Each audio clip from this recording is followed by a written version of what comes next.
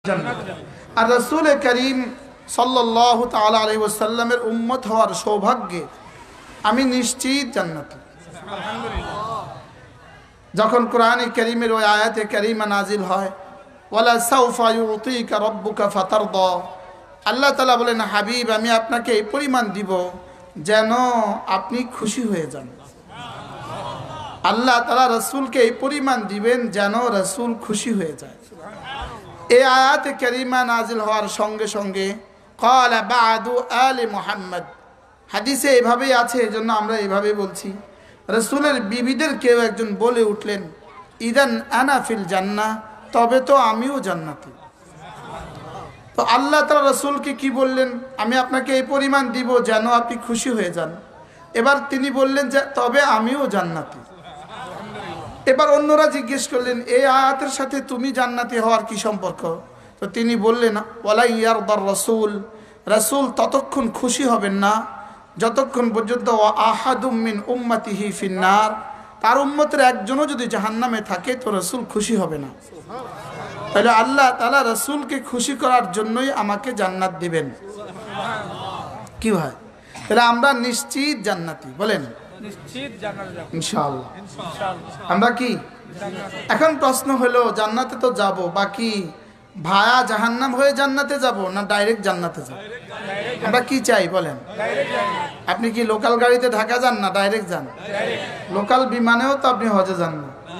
আমরা লোকাল বিমানে উঠতেও রাজি না। একটা হলো ভায়া, একটা হলো ডাইরেক্ট। তো এবার রাসূল করিম সাল্লাল্লাহু তাআলা আলাইহি ওয়াসাল্লাম বলেন, সাল্লাল্লাহু তাআলা আলাইহি ওয়াসাল্লাম ইরশাদ করেন, মান ক্বারাআ আয়াতুল কুরসি ফি দুবুরিল মাকতুবাত লাম ইয়ামনাহু আন দুখুলিল জান্নাতি ইল্লাল মাউত। আল্লাহর নবী বলেন, কোন মানুষ যদি 5 ওয়াক্ত নামাজ পড়ে এবং 5 ওয়াক্ত নামাজের পরে সে যদি আয়াতুল কুরসি পড়ে, তো আল্লাহ রাসূল বলেন তার আর জান্নাতের মধ্যে মৃত্যুর নদী ছাড়া আর কোনো ব্যবধান নাই। আমি নদী এজন্য বললাম কারণ নোয়াখালী আপনার ভোলার মধ্যে পার্থক্য শুধু নদী, আপনার হাতিয়ার মধ্যে পার্থক্য শুধু নদী, আপনারা সন্দ্বীপের মধ্যে পার্থক্য শুধু নদী।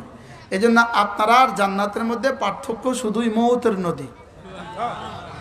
মান ক্বারাআ আয়াতুল কুরসি ফি দুবুরিল মাকতুবাত, যে 5 ওয়াক্ত নামাজের পরে আয়াতুল কুরসি পড়বে, আল্লাহ রাসূল বলেন লাম ইয়ামনাহু আন দুখুলিল জান্নাতি ইল্লাল মাউত, মৃত্যু ছাড়া জান্নাতে যাওয়ার পথে আর কোনো বাধা নাই।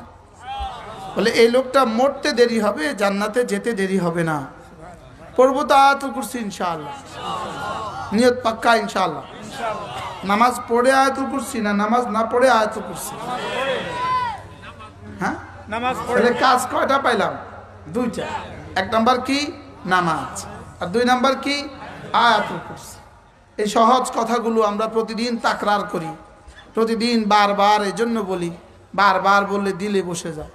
আমার এই কথাগুলো আপনার প্রতিদিনের বয়ানেই পাবেন যে প্রতিদিন একই ওয়াজ, একই আওয়াজ। আমি এক ফেরিওয়ালা, এগুলো আমি ফেরি করি। 5 ওয়াক্ত নামাজের পরে আয়াতুল কুরসি, বলেন 5 ওয়াক্ত নামাজের পরে কি? আয়াতুল কুরসি। বিখ্যাত সাহাবী হযরত মিকদাদ রাদিয়াল্লাহু তাআলা আনহুকে আল্লাহ রাসূল বললেন, মিকদাদ তুমি কি জানো মা আযমু আয়াহ মিনাল কুরআন, কোরআনে কারীমের সবচেয়ে দামি আয়াত কোনটা তুমি কি জানো? হযরত মিকদাদ নিজে থেকেই বলে ফেললেন আয়াতুল কুরসি। জি ইয়া রাসূলুল্লাহ, আমার মনে হয় আয়াতুল কুরসি কোরআনে কারীমের সবচেয়ে দামি আয়াত।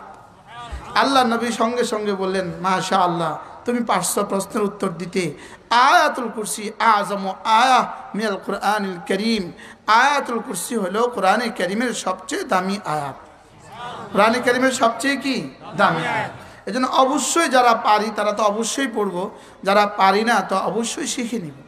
আপনি আয়াতুল কুরসি পারলেন না, আপনি জীবনে পারলেনটা কি? কি ভাই, আপনি জীবনে পারলেনটা কি?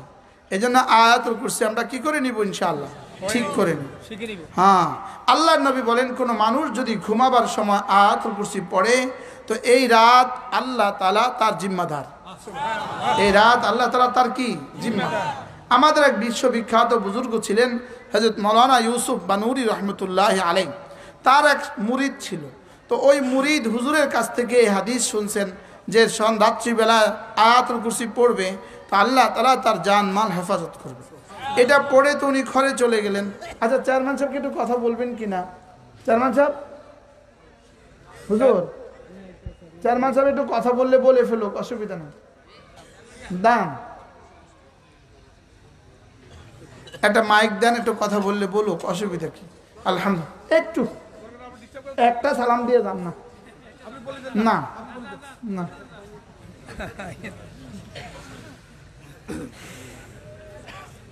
এখানে দেন, এই সামনে দেন, আসেন। মাশাআল্লাহ, মাশাআল্লাহ। আসসালামু আলাইকুম। ওয়ালাইকুম আসসালাম। বিসমিল্লাহির রহমানির রহিম। হাবিবপুর বাজার হাবিবিয়া ইসলামী মাদ্রাসা কর্তৃক আয়োজিত ওয়াজ মাহফিলের সম্মানিত প্রধান বক্তা, সহকারী বক্তাবৃন্দ, আমাদের হাবিবপুরের সম্মানিত তারেশা হুজুর, অত্র ওয়ার্ডের মেম্বার, সম্মানিত মুরব্বী, আসসালামু আলাইকুম ওয়া রাহমাতুল্লাহি ওয়া বারাকাতুহু। আসলে আমার শরীরটা খুব খারাপ, সারা সকাল বাড়িতে পারিনি, অফিসও করতে পারিনি আজকে, তবু এসছি একটু দেখা করে যাই সবার সাথে, এই কারণে এসছি। তো যাক, আসি, সবাইকে পাইলাম, ভালোই লাগলো। দোয়া করবেন আমার জন্য। ওয়াজ শুনি, আল্লাহর ওয়াস্তে আমল করতে হবে।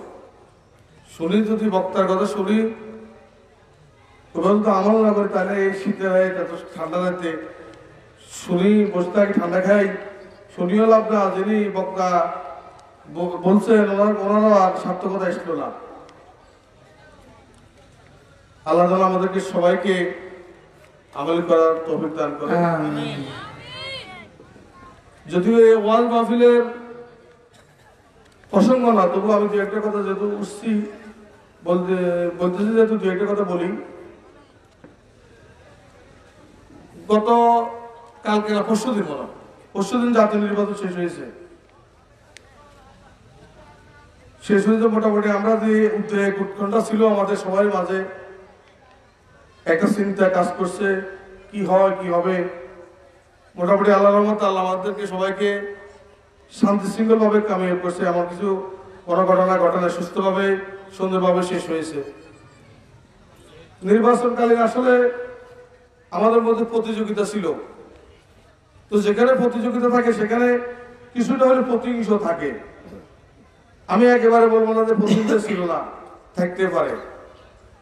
নির্বাচন শেষ হয়ে গেছে, এখন আমাদের কাছে সে প্রতিযোগিতা নেই, সে প্রতিহিংসা নাই। আমরা একে অপরের সাথে মিলেমিশে চলবো, থাকবো, সবাই একসাথে সমাজ গঠনের কাজ করবো ইনশাল্লাহ। কারণ সব রাজনৈতিক দল, আমরা সিরাজপুরের মানুষ হিসেবে, হাবিবপুরের মানুষ হিসেবে একে অপরের সাথে সে আন্তরিক ভালোভাবে সম্পর্ক রাখবো। আমাদের মধ্যে আর কোনো প্রতিযোগিতা, কোনো প্রতিহিংসা থাকবে না। আমি আশা করি সবাই মিলেমিশে থাকবো, আমরা কেউ কাউকে হিংসা বিদ্বেষ করবো না, এবং আমাদের মধ্যে আর কোনো দূরত্ব থাকবে না কারোর মধ্যে, আমি এটা আশা করি। তো সবাইকে ধন্যবাদ। এবং হুজুর, আসলে আমি চাই নাই হুজুরের বক্তা সুন্দর লাগছে, আমি জায়গা থেকে শুনছি কথাগুলা, এটার মাঝে আমি উঠি কথা বলি, এটা ঠিক না। আপনারা সবাই হুজুরের কথা শুনতে পারছেন, ওনার কথা শুনেন। আমি সবাইকে ধন্যবাদ জানাই এবং দোয়া করবেন, আমিও দোয়া করি সবাই ভালো থাকবেন। এটুকু বলে আমি শেষ করছি। আসসালামু আলাইকুম ওয়া রাহমাতুল্লাহি ওয়া বারাকাতুহু। সুন্দর বক্তব্য দিয়েছেন, সুন্দর কথা বলছেন আপনি, দোয়া করেন। আজীব কথা বলছেন আপনি। প্রতিযোগিতা, প্রতিহিংসা, এখন থেকে সব প্রতিযোগিতাও শেষ, প্রতিহিংসাও শেষ। মাশাআল্লাহ।